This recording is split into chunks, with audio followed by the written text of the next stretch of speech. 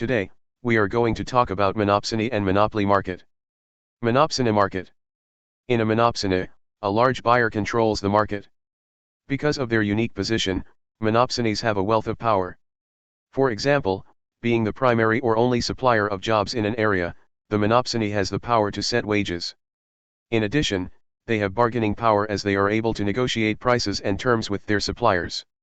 Monopsonies take many different forms and may occur in all types of markets. For example, some economists have accused Ernest and Julio Gallo, a conglomerate of wineries and wine producers, of being a monopsony.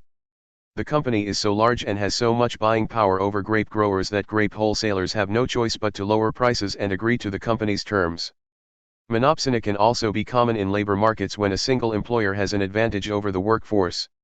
When this happens, the wholesalers, in this case, the potential employees, agree to a lower wage because of factors resulting from the buying company's control.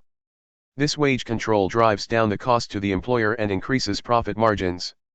The technology engineering market offers one example of wage suppression. With only a few large tech companies in the market requiring engineers, major players such as Cisco, Oracle, and others have been accused of conspiring on wages to minimize labor costs so that the major tech companies can generate higher profits. This example illustrates a sort of oligopsony in which multiple companies are involved. Economists and policymakers have increasingly become concerned with the domination of just a handful of highly successful companies controlling an outsized market share in a given industry. They fear these industry giants will influence pricing power and exert their ability to suppress industry-wide wages. Indeed, according to the Economic Policy Institute, a nonpartisan and nonprofit think tank, the gap between productivity and wage growth has been increasing over the last 50 years, with productivity outpacing wages by more than 6 times. In 2018, economists Alan Krueger and Eric Posner authored a proposal for protecting low-income workers from monopsony and collusion for the Hamilton Project, which argued that labor market collusion or monopsonization might contribute to wage stagnation, rising inequality, and declining productivity in the American economy. They proposed a series of reforms to protect workers and strengthen the labor market. Those reforms include forcing the federal government to provide enhanced scrutiny of mergers for adverse labor market effects, the banning of non-compete covenants that bind low-wage workers, and prohibiting no-poaching arrangements among establishments that belong to a single franchise company. Next, the monopoly market.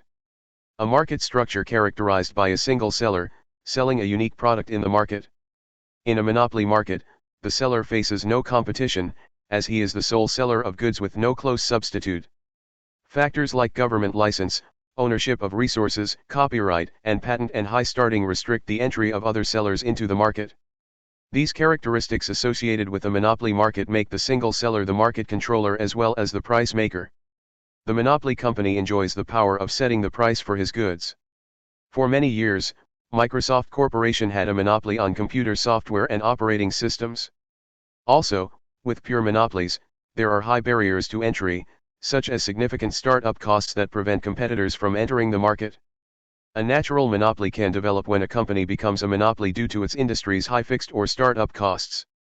Also, natural monopolies can arise in industries that require unique raw materials or technology, or it's a specialized industry in which only one company can meet the industry's customers' needs.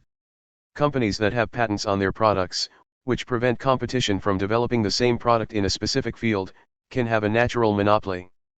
Patents allow the company to earn a profit for several years without fear of competition to help recoup the investment as well as the high startup and research and development costs that the company incurred.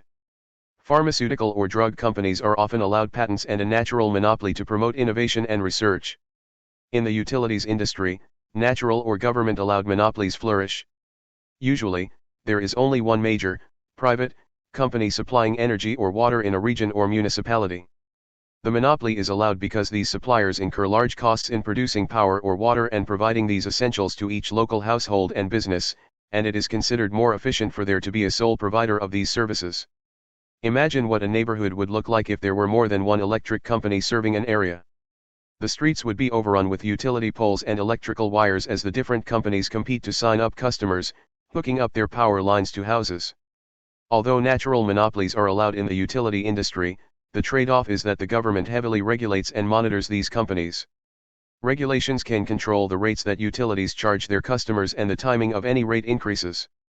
Then, general equilibrium analysis. General equilibrium theory tried to show how and why all free markets tend toward equilibrium in the long run.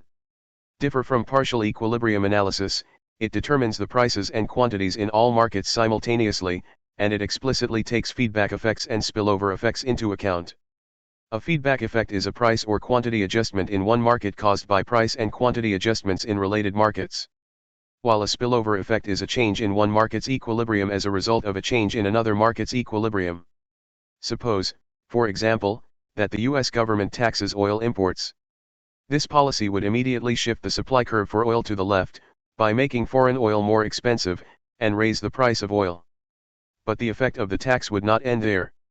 The higher price of oil would increase the demand for and then the price of natural gas. The higher natural gas price would in turn cause oil demand to rise, shifting demand curve rightwards and increase the oil price even more. The oil and natural gas markets will continue to interact until eventually an equilibrium is reached in which the quantity demanded and quantity supplied are equated in both markets.